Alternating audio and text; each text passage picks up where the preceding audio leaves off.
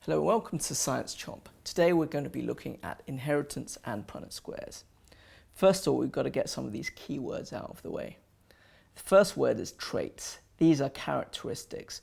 So things like skin color, hair color, cleft lip, attached earlobes, these are examples of traits. Second word is heredity. This is the passing of traits from parents to offspring. And heredity is determined by the DNA, which is a molecule inside of cells that contains information on how the organism will look and function. This is what DNA looks like. And the DNA itself is coiled up and it's packaged into chromosomes. Think of like a wool being packaged into a jumper. It's kind of the same thing happening here. And of course, this is what the actual chromosome looks like. And the chromosome itself lives inside the nucleus of a cell. And we've got a whole bunch of chromosomes in the nucleus. And half of them are from your mother and half of them are from your father. A gene is a section on a chromosome that has genetic information for one particular trait. So here what I've got are two chromosomes. This one is from the mother and this one's from the father. And you can see there's a little red bit that represents a gene. So that bit would code for one particular trait. Then we have something called an allele. This is different forms of a gene and they're always represented as letters. So it could be any letter, and generally in a question they will tell you what letter to use. The allele, when you have two of them, that gives a genotype, and it's always represented again as letters, and it's always the same letter. For example, you can have like a big L and another big L, or a big L and a little l, but you cannot have a big L and an R. So it has to be two of the same letter, but you can mix it between capital and lowercase. And once you've got the genotype, you can determine the phenotype, which is how a trait appears. And what that is the description of the actual trait itself. For example, brown hair, blue eyes, red hair, brown skin, these types of things, these are phenotypes. Continuing with that, some traits are dominant and some traits are recessive. Now I've got a nice little picture here. So for example, if you have a dark-haired person getting together with a red-haired person and they have a child, there's a good chance the child is going to be dark-haired, but not always. Okay, so we'd say the dark hair is a dominant trait and the red hair is a recessive trait. Now, when we're talking about traits and genotypes and phenotypes, these two words here, homozygous and heterozygous, this refers to the genotype. So the genotype could be either homozygous, where you have both of the alleles being the same, or you can have heterozygous, where both of the alleles are different. So what that means is for homozygous, you can have homozygous dominant. So that's when you have two alleles that are dominant and they're represented by capital letters. Or you can have two alleles which are recessive and they're going to be represented by lowercase letters. So here we've got two separate genotypes, BB and RR. So that's the homozygous dominant version, and these down here, little b, and little r, these are the homozygous recessive versions represented by the lowercase letters. When you've got heterozygous genotypes, you don't say heterozygous dominant or heterozygous recessive, because heterozygous itself refers to having one dominant allele and one recessive allele. Now, that leads us to our main point, which I'm trying to get to today, is how to figure out a Prunnett square.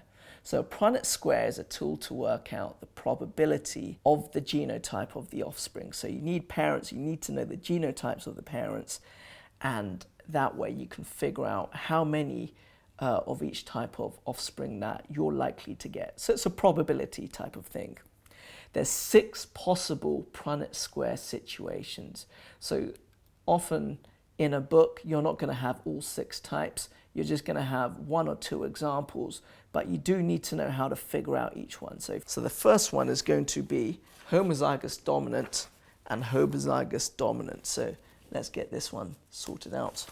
The trait that I'm going to have here is brown eyes.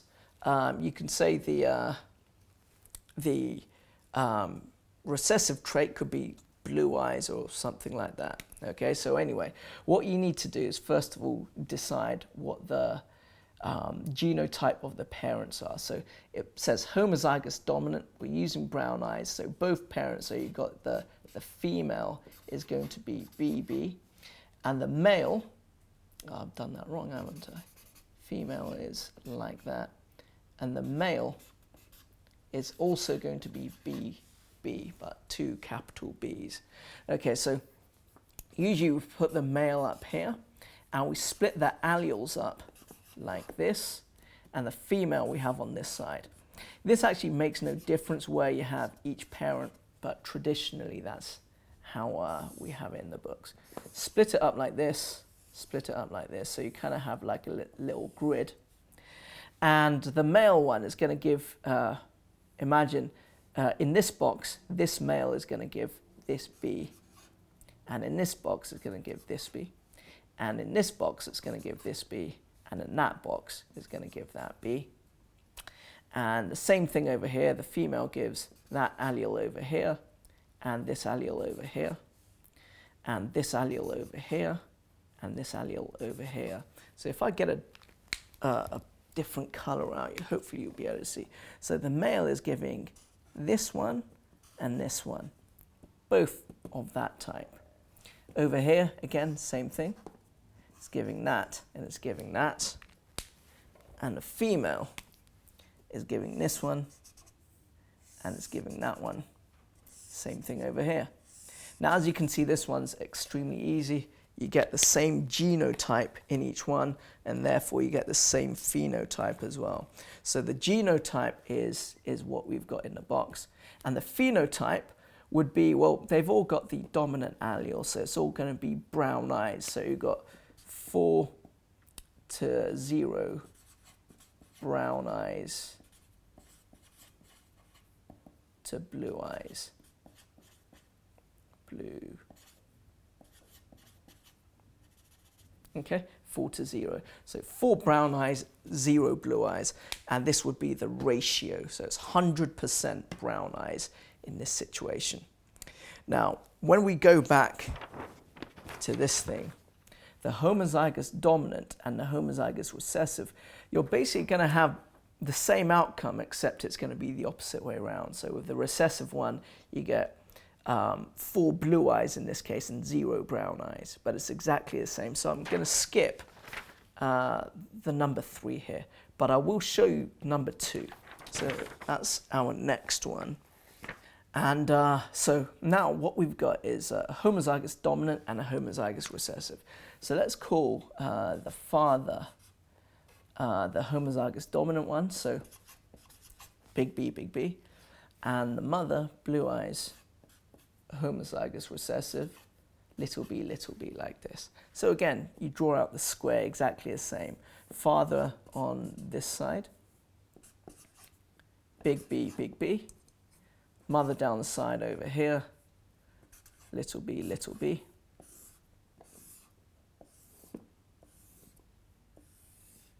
Okay, like so.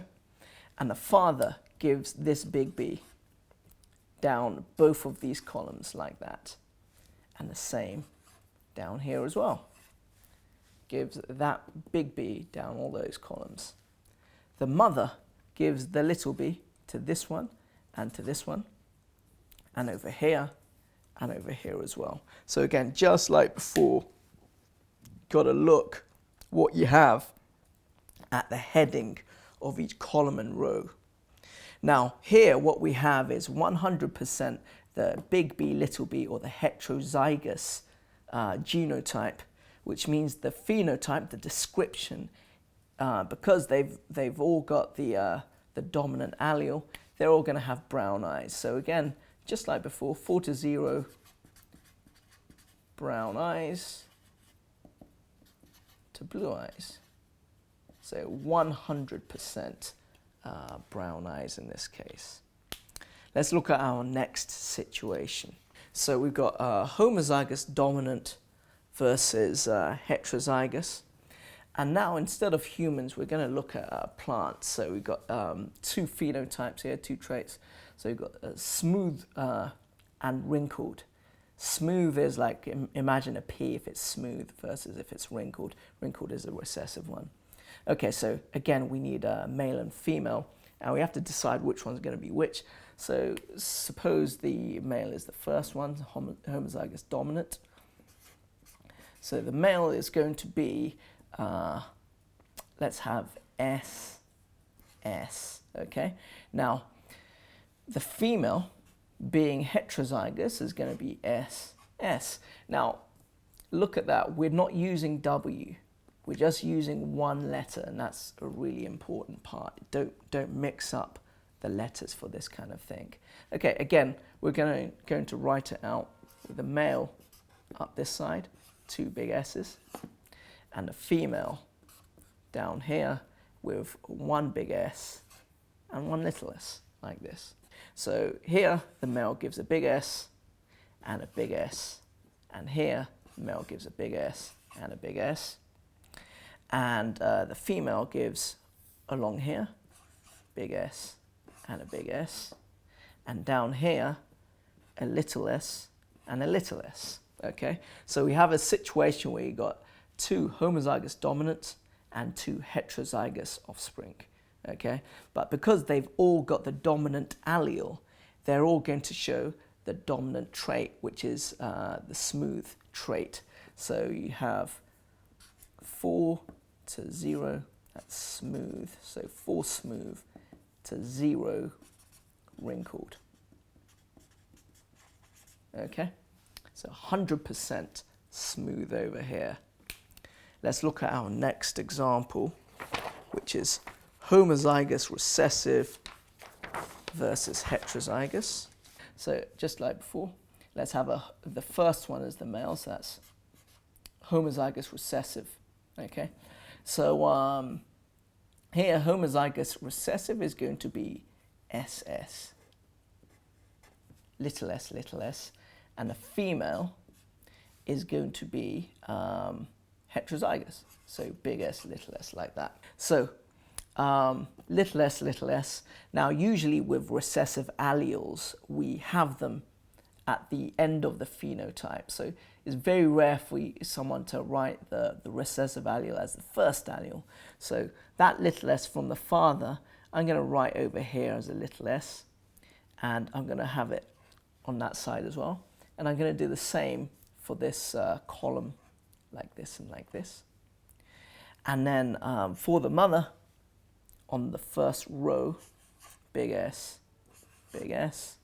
and then on the second row, little s. So now we've got a situation where you got two heterozygous and two homozygous recessive. So in this case, we've got two smooth, and this wrinkled trait comes up now with 2. So 2 to 2, or you can say 50% is going to be smooth and 50% is going to be wrinkled. Let's look at one more example. Heterozygous. So now both parents have exactly the same genotype. So the male is going to have brown hair, so big B, little b. Female also is going to be big B, little b. So let's just put it into a grid. And I'm going to use 2 colors this time, so it's a little bit clearer. So first up, the male gives that dominant allele there, that dominant allele there, and this recessive allele over here, and this recessive allele over here. And then the female gives this dominant allele over here, like so, and this recessive allele, and like so. Okay, so what do we have? Well, if you figure out all of the different phenotypes, you got here 2 dominant alleles. So this is going to give you brown hair. Brown. Here, you got 1 dominant and 1 recessive, so this is heterozygous, and again, it expresses the brown hair. over here. Same over here. Dominant allele, so the dominant trait is expressed. So again, I better write hair here just in case anyone's confused. And on the bottom one, we've got red hair, because this is where you have both recessive alleles. So in this case, we've got 1, 2, 3 brown hair. So it's 3 brown hair to 1 red hair, where 3 to 1, that's basically a 75% ratio for brown hair and 25% for red hair. And there we are, that's it. There's a lot to take in, but watch the video again or share it with other people, get them to explain it if you haven't understood it fully. But that's it, just make sure you know how to work the Prunnett square. Best of luck in the exams, and goodbye.